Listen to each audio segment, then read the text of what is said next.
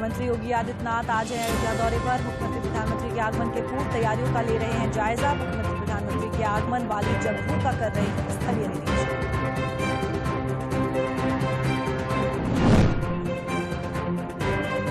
उपराष्ट्रपति जगदीप धनखड़ ने 3 नए आपराधिक कानून विधेयकों पर कहा, नए कानूनों ने सजा की बजाय न्याय पर ध्यान केंद्रित किया है। दंड विधान से न्याय विधान तक एक महान क्रांतिकारी परिवर्तन का प्रतीक। पंडित जसराज के हैदराबाद संगीत समारोह के 50 साल पूरे होने पर भारतीय डाक विभाग ने जारी किया डाक टिकट। अमित शाह ने कहा, पंडित जसराज ने 8 दशक तक भारतीय संगीत को भारत और विश्व के सभी संगीत प्रेमियों के लिए चिरंजीवी बनाया। राहुल गांधी की न्याय यात्रा पर अनुराग ठाकुर ने तंज कसते हुए कहा, न्याय देने का काम प्रधानमंत्री नरेंद्र मोदी ने किया है। कांग्रेस ने देश को 60 साल तक गरीबी में धकेलने का काम किया, हटाने का नहीं।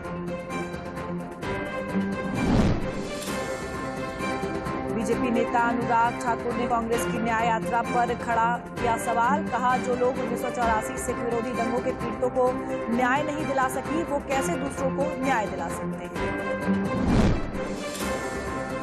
विदेश मंत्री एस जयशंकर रूस की 5 दिवसीय यात्रा पर। रूस के विदेश मंत्री सर्गेई लावरोव के साथ की बैठक। दोनों के बीच रणनीतिक साझेदार के रूप में अंतर्राष्ट्रीय स्थिति और समसामयिक मुद्दों पर चर्चा।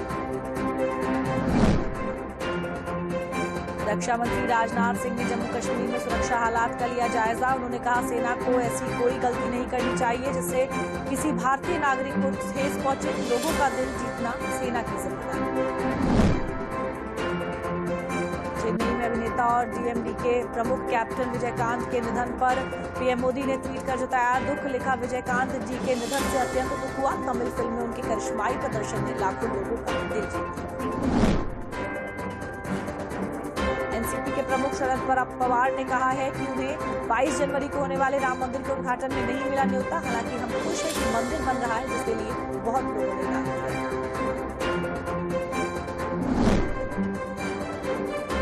राम मंदिर पर इंडियन ओवरसीज कांग्रेस के अध्यक्ष सैम पित्रोदा के बयान पर मध्य प्रदेश के मंत्री कैलाश विजयवर्गीय ने किया पलटवार।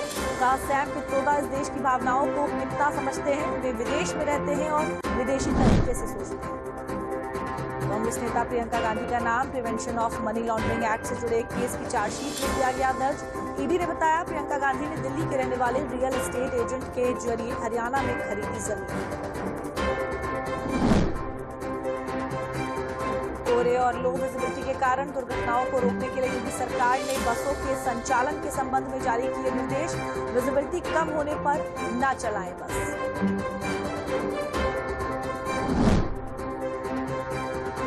प्रधानमंत्री नरेंद्र मोदी 30 दिसंबर को अयोध्या में 4 कॉरिडोर का भी करेंगे शुभारंभ। राम पथ, भक्ति पथ, धर्म पथ, राम जन्मभूमि पथ का करेंगे शुभारंभ।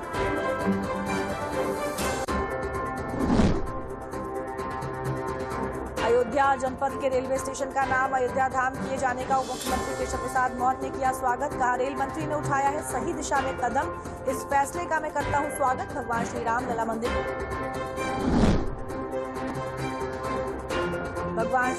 मंदिर के पुजारी आचार्य सत्येंद्र दास ने अयोध्या जंक्शन का नाम बदलकर अयोध्या धाम जंक्शन किए जाने के लिए मुख्यमंत्री योगी आदित्यनाथ को दिया धन्यवाद। कहा, बहुत दिन से थी इसकी मांग। अखिल भारतीय संत समिति ने 22 जनवरी को सार्वजनिक अवकाश की मुख्यमंत्री योगी आदित्यनाथ से की मांग। कहा, प्राण प्रतिष्ठा पर किया जाए सार्वजनिक अवकाश।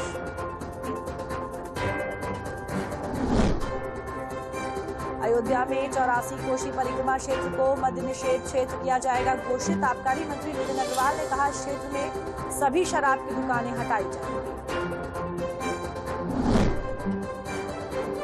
प्रदेश में विकास कार्यों के लिए लगाए जाने वाले शिलापट को लेकर प्रदेश सरकार ने बड़ा निर्णय लिया है। अब इन विकास शिलापट पर अधिकारियों का नाम लिखने पर पूरी तरह रोक लगा दी गई है। यूपी के मुख्य सचिव Durga Shankar Mishra all India chief secretary conference में भाग लेने के लिए पहुंचे दिल्ली।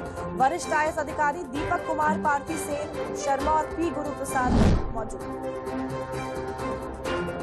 प्रदेश के 70 ईंट भट्टों पर प्रदूषण नियंत्रण बोर्ड की बड़ी कार्रवाई। बोर्ड ने इन सभी ईंट भट्टों पर 27 करोड़ 56 लाख 31 हजार रुपए का पर्यावरण क्षतिपूर्ति का लगाया जुर्माना।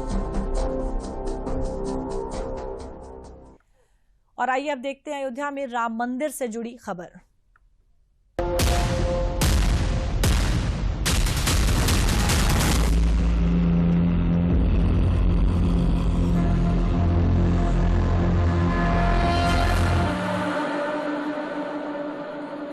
प्रदेश के मुख्यमंत्री योगी आदित्यनाथ आज अयोध्या के दौरे पर हैं। मुख्यमंत्री आज प्रधानमंत्री के आगमन को लेकर तैयारियों का जायजा ले रहे हैं और उनके आगमन वाली जगहों का स्थलीय निरीक्षण कर रहे हैं। इसके पूर्व उन्होंने हनुमानगढ़ी में पूजा अर्चना की और श्री राम लला के दर्शन किए।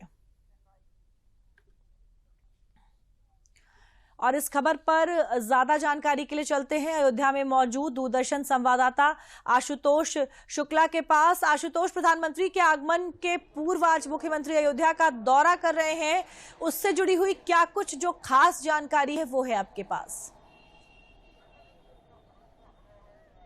देखिए दीप्ति, उत्तर प्रदेश में होने वाला है, अगर हम कहें तो प्रधानमंत्री का एक बहुत बड़ा कार्यक्रम है। लगभग 6.5 किलोमीटर का इसमें मेगा रोड शो शामिल है और इसके साथ ही अंतर्राष्ट्रीय एयरपोर्ट और रेलवे स्टेशन का उद्घाटन भी प्रधानमंत्री द्वारा किया जाना है। इस वक्त मैं दीप्ति जहां पर खड़ा हूं तो ये जो है धर्मपथ है और धर्मपथ से आप सीधे जो है हमारे पीछे देख सकती हैं कि राम की पैड़ी की तरफ आप जा सकती हैं।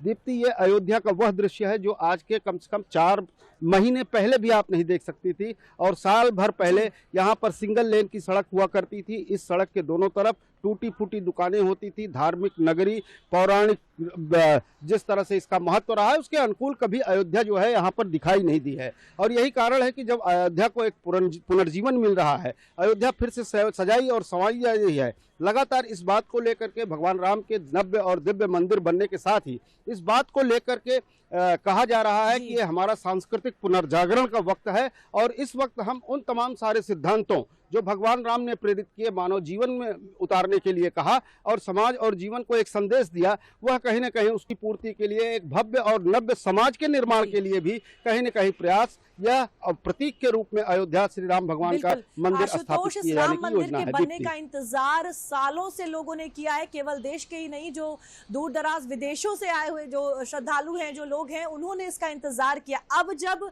इसकी प्राण प्रतिष्ठा होने वाली और 30 तारीख को प्रधानमंत्री मोदी वहां पर पहुंच रहे हैं और वहां पर काफी श्रद्धालु भी पहुंचे, उनमें किस तरह का उत्साह आप देख रहे हैं?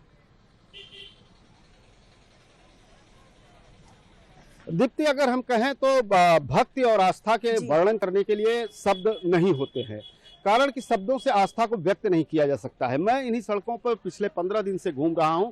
मैंने देखा कि यहां से लगभग 150 से 200 किलोमीटर दूर रहने वाला एक राम भक्त साष्टांग अयोध्या की ओर प्रणाम करते हुए अपने घर से यहां पर 23 से 24 दिन में पहुंचा था।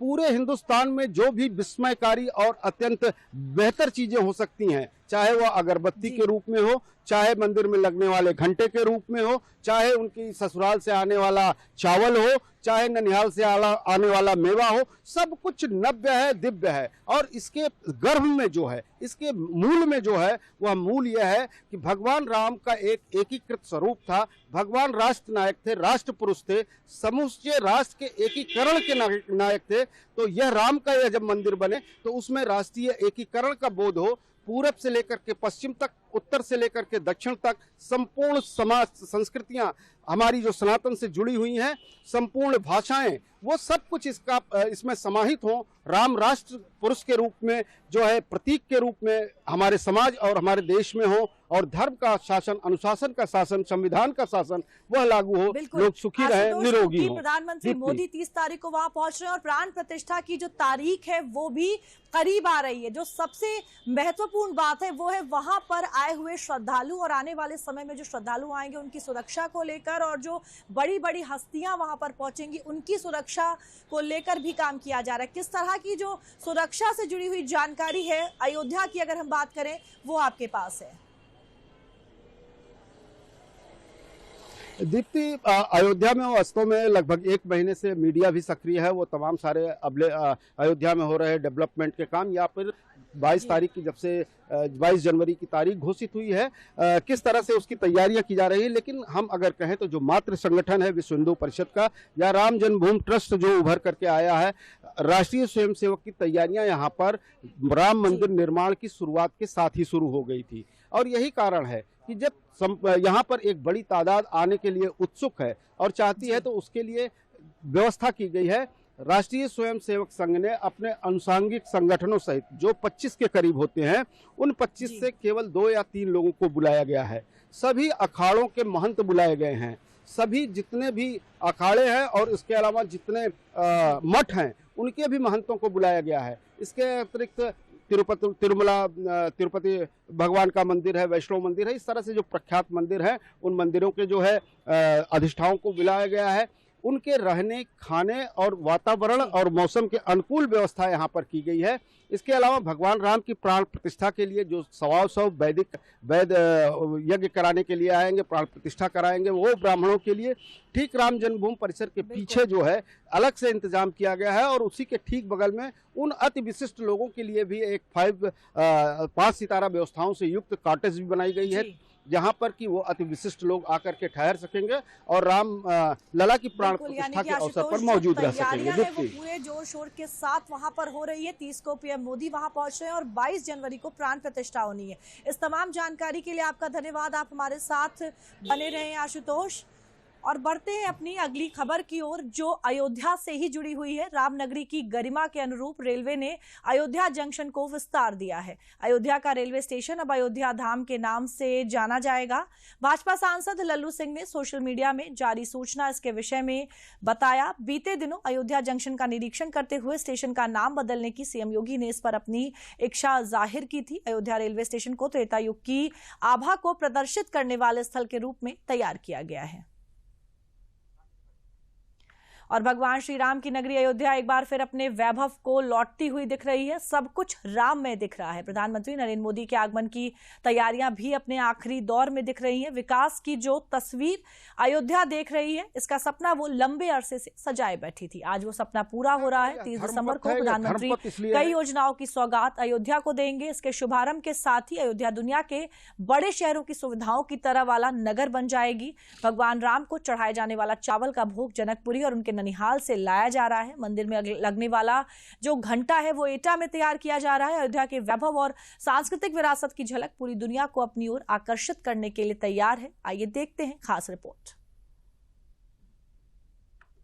यह धर्मपथ है। यह धर्मपथ इसलिए है कि यहाँ के चक्रवर्ती सम्राट महाराजा पुरुषोत्तम भगवान श्री राम हुए थे और उसी धर्म की स्थापना के लिए आज फिर से 22 जनवरी को प्राण प्रतिष्ठा होगी भगवान श्री राम की। और प्राण प्रतिष्ठा के अवसर पर हर कोई सहभागी बनना चाहता है। भगवान राम से जुड़ी उन तमाम सारी मान्यताओं, तमाम सारे स्थानों से भगवान के प्रसाद के लिए, भोग के लिए, उनके चढ़ावे के लिए विशेष अपने अपने स्थानों से चीजें लेकर के यहाँ आ रहे हैं। रामलला की प्राण प्रतिष्ठा 22 जनवरी को होगी। इसके बाद भगवान को विशेष भोग लगाया जाएगा, जिसमें ननिहाल के चावल और ससुराल का मेवा शामिल होगा।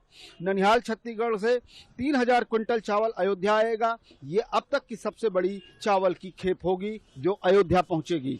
इसे छत्तीसगढ़ के जिलों से एकत्र किया गया है। अयोध्या के लोग जो बरसों से यहाँ रहते थे, अयोध्या की इस बदलती अयोध्या को देख के क्या महसूस कर रहे हैं? बहुत अच्छा महसूस कर रहे हैं सर। मेरा नाम आचार्य कुंडल है। मैं 2000 से रह रहा हूँ।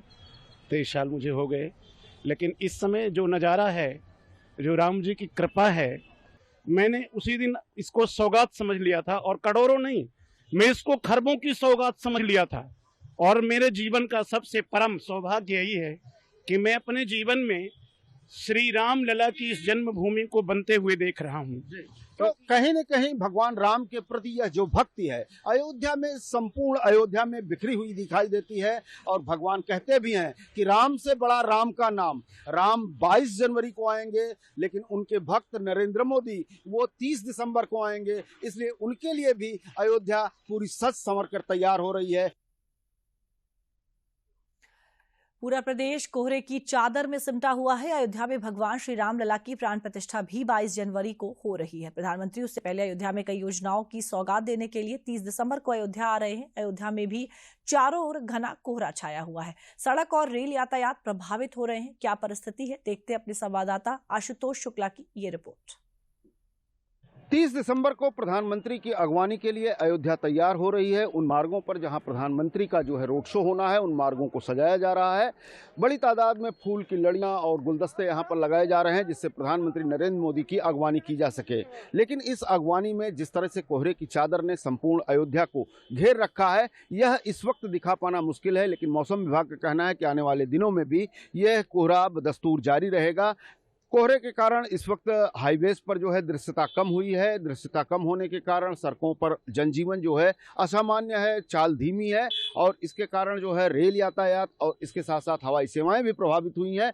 घने कोहरे के कारण जो है फसलों को भी नुकसान पहुंचने की आशंका बताई जाती है, लेकिन अभी मौसम विभाग का अनुमान है कि आने वाले दिनों में ये कोहरा और धुंध आसमान पर बनी रहेगी। विवेक के साथ आशुतोष शुक्ला, डीडी न्यूज, लखनऊ।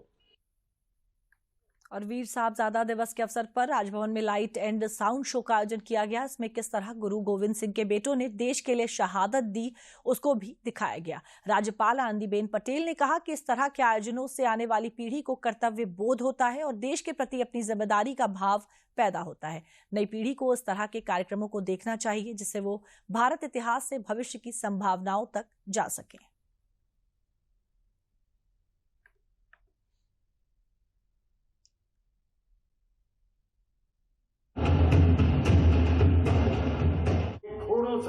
सरसा नदी में उतरकर दूसरे किनारे जाने लगे। सरसा नदी उस समय अपने पूरे उफान पर थी।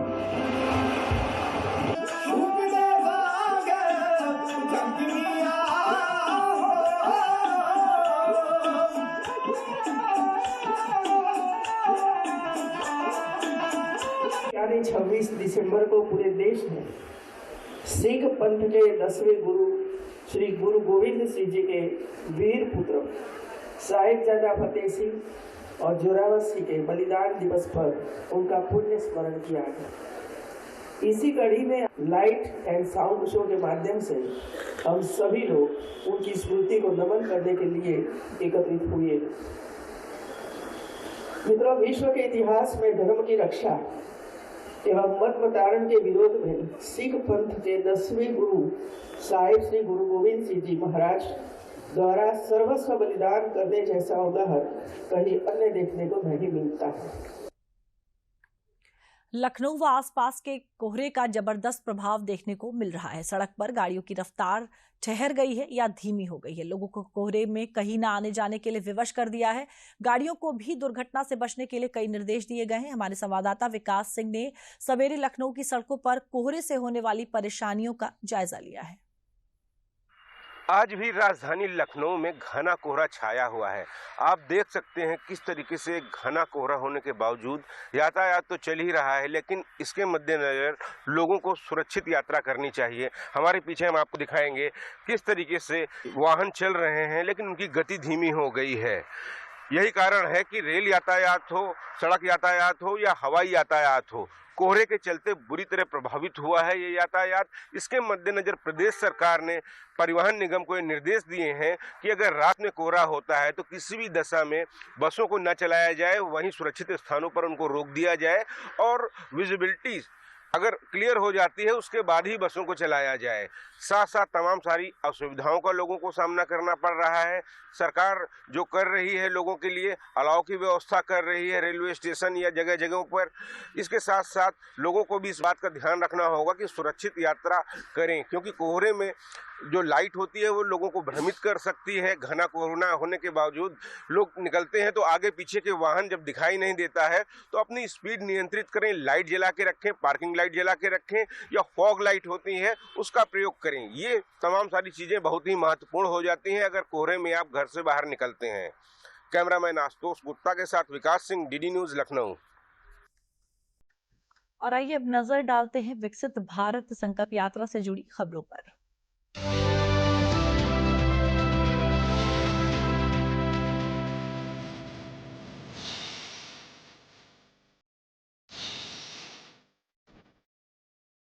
विकसित भारत संकल्प यात्रा अमरोहा पहुंची। यात्रा के गांव पहुंचने पर मुख्य विकास अधिकारी अश्विनी कुमार मिश्र की अगुवाई में मोदी की गारंटी वाली गाड़ी का स्वागत किया गया। इस मौके पर आयोजित कार्यक्रम का मुख्य अतिथि भाजपा के राष्ट्रीय महामंत्री एवं राज्यसभा सांसद अरुण सिंह ने उद्घाटन किया। उन्होंने कहा कि इस यात्रा के माध्यम से वंचित पात्रों को उनके गाँव में पहुंचकर लाभ दिया जा रहा है ताकि कोई भी पात्र सरकार की योजनाओं से वंचित न रहे। कार्यक्रम में सांसद ने केंद्र सरकार की जन कल्याणकारी योजनाओं के लाभार्थियों से सीधा संवाद किया और प्रमाण पत्र वितरित किए।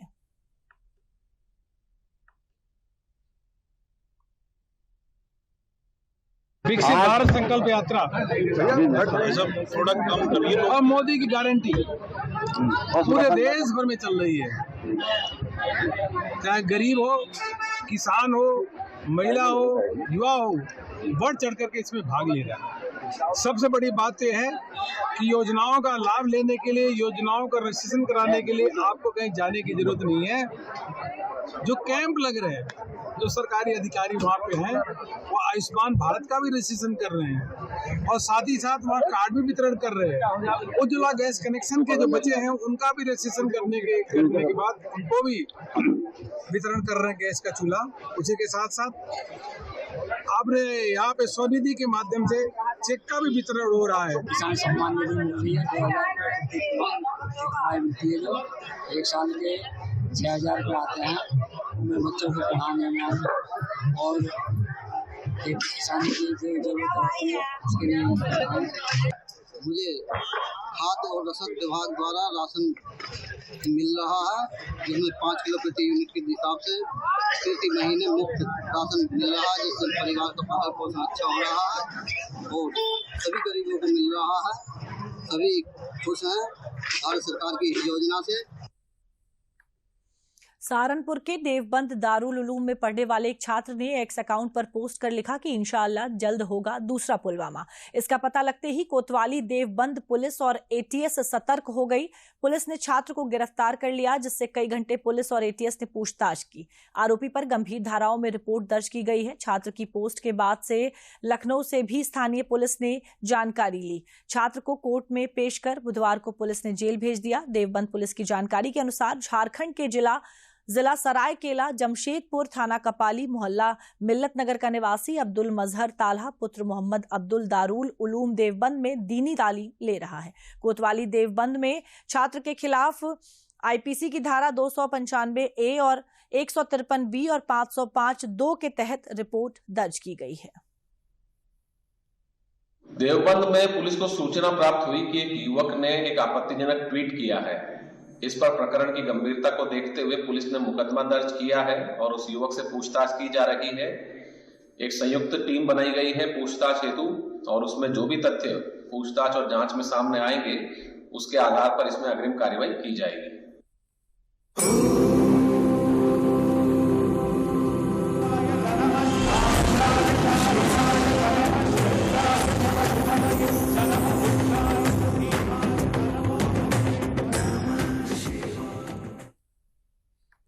वाराणसी में काशी तमिल संगमम पार्ट 2 के तहत चल रहे कार्यक्रम में दक्षिण भारत तमिलनाडु से विभिन्न उत्पादों के स्टॉल भी लगाए गए हैं। वाराणसी में काशी तमिल संगमम कार्यक्रम में तमिलनाडु के व्यापारी यहां आकर अपने स्टॉल लगाए हैं। मिलेट्स के द्वारा बनाई गई चीजों में बिस्किट, नमकीन, कुकीज, पास्ता, नूडल्स के अलावा रस्क तथा ढेरों बेकरी आइटम को यहां पर बेचा जा रहा है, जिनकी बिक्री यहां काफी हो रही है। और राई, कोदो, ज्वार, बाजरा इत्यादि मिलेट्स और गुड़ से बने हुए बेकरी के उत्पाद तमिलनाडु के एक व्यापारी द्वारा यहां पर बेचे जा रहे हैं। खाने में स्वादिष्ट हैं तथा किसी भी प्रकार का रसायन और रसायन युक्त कलर और चीनी का प्रयोग नहीं किया गया है। चीनी की जगह गुड़ और खजूर के गुड़ का उपयोग किया गया है तथा इन सभी बेकरी उत्पादों में मिलेट्स का प्रयोग बखूबी किया गया है।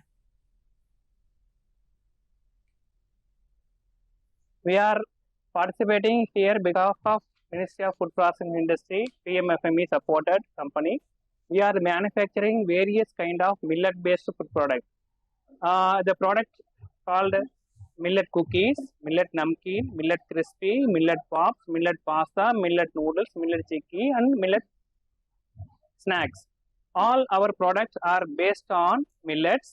Which one millets? So they are finger millet, pale millet, kodu millet, barnyard millet, foxtail millet, sorghum, jowar and ragi also we are using as a part of our ingredients.